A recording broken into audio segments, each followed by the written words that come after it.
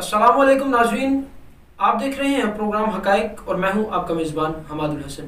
جس طرح سے روزانہ کی بنیاد پر ناظرین کرام ہم آپ کے لیے لے کر آ رہے ہیں ماہ رحمت رمضان کی ٹرانسمیشن، اس ٹرانسمیشن کے اندر جہاں بہت سارے ٹاپکس ہم نے ڈسکس کیے، وہاں پر آج کا جو ہمارا ٹاپک ہے وہ ہے لیلۃ القدر کے حوالے سے۔ لیلۃ القدر کیا ہے، لیلۃ القدر کی فضیلت کیا ہے، لیلۃ القدر کو اگر پا لیا جائے تو اس کے اندر کون سے اعمال کرنے چاہیے، ان سارے سوالات کے جوابات دینے کے لیے ہمارے ساتھ موجود ہیں محترم پروفیسر احسن عظیم صاحب۔ میں ان کو اپنے پروگرام کے اندر ویلکم کرتا ہوں۔ ویلکم ٹو دی پروگرام محترم پروفیسر احسن عظیم صاحب، کیسے ہیں آپ؟ خیریت سے؟ الحمدللہ۔ محترم یہ بتائیے گا کہ سب سے پہلے لیلۃ القدر سے کیا مراد ہے، لیلۃ القدر ہوتی کیا ہے؟ بسم اللہ الرحمن الرحیم۔ قرآن مجید میں تفصیلاً اس کا ذکر کیا گیا ہے سورۃ القدر میں۔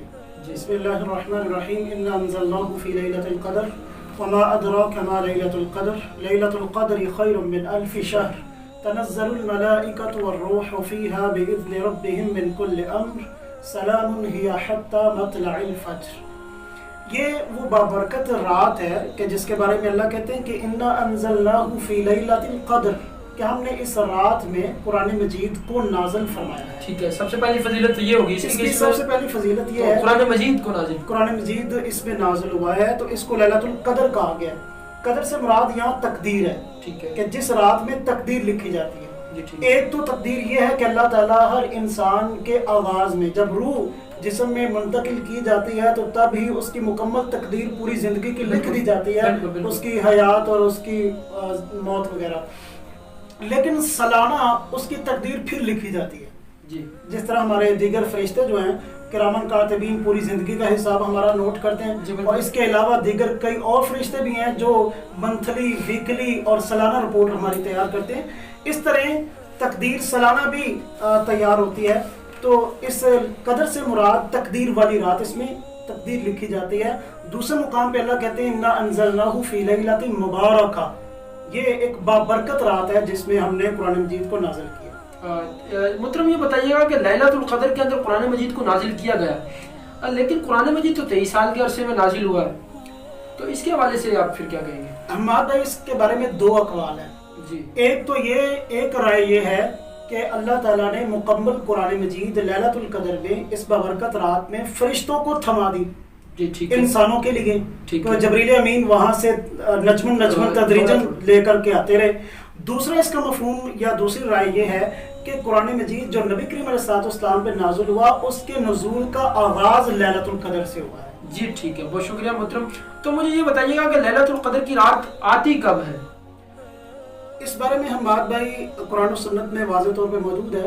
نبی کریم علیہ السلام نے اس حوالے سے 20 روایات ہیں کہ آپ علیہ السلام نے فرمایا کہ لیلۃ القدر کو رمضان کے آخری عشرے میں تلاش کرو، التمسوها فی العشر الاواخر، یہ حدیث کے الفاظ ہیں مسند احمد میں اور دیگر کتب حدیث میں، کہ اس کو آخری عشرے میں تلاش کرو۔ تو اس کا مطلب یہ ہے کہ لیلۃ القدر رمضان کے آخری عشرے میں ہوتی ہے۔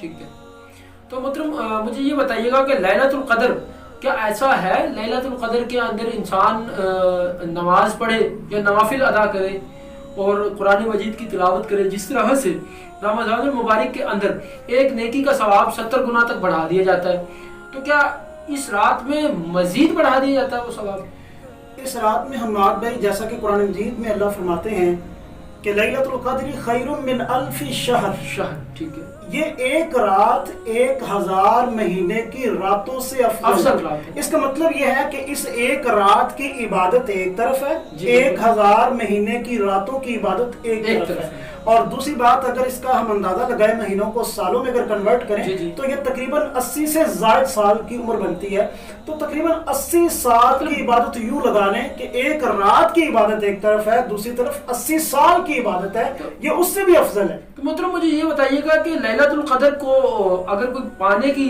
جستجو میں ہو، اس تلاش میں ہو، تو لیلۃ القدر کو پانے کی کون سی نشانیاں ہیں، کن سے انسان کو معلوم ہو جاتا ہے کون سی راتوں میں یا کون سی تاریخوں میں یہ لیلۃ القدر تلاش کی جانی چاہیے؟ اس میں نبی کریم علیہ السلام نے فرمایا کہ رمضان کے آخری عشرے میں اس کی تاک راتوں میں اس کو تلاش کرو۔ 21 کی رات ہے، 23 کی رات ہے، 25 کی ہے، 27 کی ہے، 29 کی ہے، اور اس میں بہت زیادہ اقوال ہیں، اور بعض علماء کی یہ رائے ہے کہ زیادہ تر یہ 27 کو آتی ہے۔ वो पहले एक हमारी वो सोच कायम हो चुकी है कि 27 को ये आती है, लेकिन ऐसा नहीं है, ऐसा नहीं है, ये घूम के आती है मुख्तलिफ रातों में। मतलब ये है कि जब अल्लाह के नबी ने फरमा दिया ताक रातों में इसको तलाश किया जाए, तो इसका मतलब ताक रातों में से किसी में हो सकती है, 27 से मखसूस नहीं है, मखसूस नहीं है। हर दफा 27 को होना ये लाजिम नहीं है, हो भी सकती है, नहीं भी हो भी सकती है, नहीं भी हो सकती, लेकिन हमें इन तमाम ताक रातों में इसकी तलाश करनी चाहिए, इसको ढूंढना चाहिए और उसके लिए जुस्तजू करनी चाहिए। जुस्तजू से मुराद क्या है, वो कैसी जुस्तजू होनी चाहिए, वो क्या तरीका कार है, इबादत की जानी चाहिए या कोई और, फिर उसको से मुराद क्या है? इस जुस्तजू का मतलब यह है कि उसको पाने के लिए ज़ाहिर है इस रात आप बाकी रातों की इबादत से अलग एक मुनफरिद इबादत करें, मतलब इन ताक रातों में आप अपनी इबादत को बढ़ा देंगे, उसमें इजाफा करेंगे, ये उसकी तलाश है। जी। तो अच्छा, अगर कोई शख्स लैलतुल क़द्र को पा लेता है तो उसकी क्या निशानी है? जी, नबी करीम अलैहिस्सलाम ने इसकी कुछ निशानियां भी बयान फरमाई है। जैसा कि आपने लैलतुल क़द्र का अपनी ज़िंदगी में जिक्र किया, तो आपने फरमाया कि मुझे ख्वाब में ये रात दिखाई गई और आपने फरमाया कि मैं इस हालत में कि मेरी पेशानी पे पानी और कीचड़ लगा हुआ था, मतलब बारिश हुई थी। तो इसका मतलब ये है इसकी एक ये निशानी है कि इस रात में गर्मी होती है, न सर्दी होती है, ठंडी रात होती है, एक ठंडी रात होती है, सुकून वाली रात होती है, बारिश का नुज़ूल भी हो सकता है, सुकून, मतलब जैसे आज का गर्मी का मौसम है, हाँ, तो अब इस मौसम में बारिश भी हो सकती है, तो बादल भी हो सकता है, इसमें सुकून तो बारिश के जरिए बादल हो सकती है, ठंडी हवा हो सकती है। इसके अलावा नबी करीम सल्लल्लाहु अलैहि वसल्लम ने कि जब सुबह तुलू होती है, इस रात के गुजर जाने के बाद जब सुबह सूरज तुलू होता है तो उसके आगाज में वो सूरज एक थारनुमा होता है और उसकी शुआएं नहीं होती। हम सुबह देखते हैं जब सूरज एक मुकम्मल टिक्की होती है और वो ऐसा आप कह सकते हैं कि उसको देख सकता है, इंसान देख सकता है आसानी से, और आमतौर पे आंखें चुंधिया जाती हैं। हाँ जी, आमतौर पे आंखें चुंधिया जाती हैं जब सुबह सूरज तुलू हो रहा होता है, तो उसकी तेज शुआएं होती हैं, जी बिल्कुल ऐसी, जो पहुंच रही होती हैं हमारे वो कमरों तक अंदर जा रही होती है, जी बिल्कुल ऐसी, बहुत तेज रोशनी होती है। लेकिन जब ये सुबह इस रात के बाद जब सूरज तुलू होता है तो वो थाल नुमा होता है, उसकी शुआएं नहीं होती। ऐसे ही चांद के मुताल्लिक भी कहा कि उस रात चांद भी थाल नुमा होता है, ठीक है, चांद की भी कोई ज्यादा रोशनी नहीं होती है, बल्कि वो एक मखसूस, जी, ये निशानियां कुछ नबी करीम सल्लल्लाहु अलैहि वसल्लम। जी बहुत शुक्रिया मोहतरम, यहाँ पर वक्त हुआ है ब्रेक का, इसके बाद हम फिर दोबारा हाजिर होंगे, तब तक हमारे साथ रहिएगा।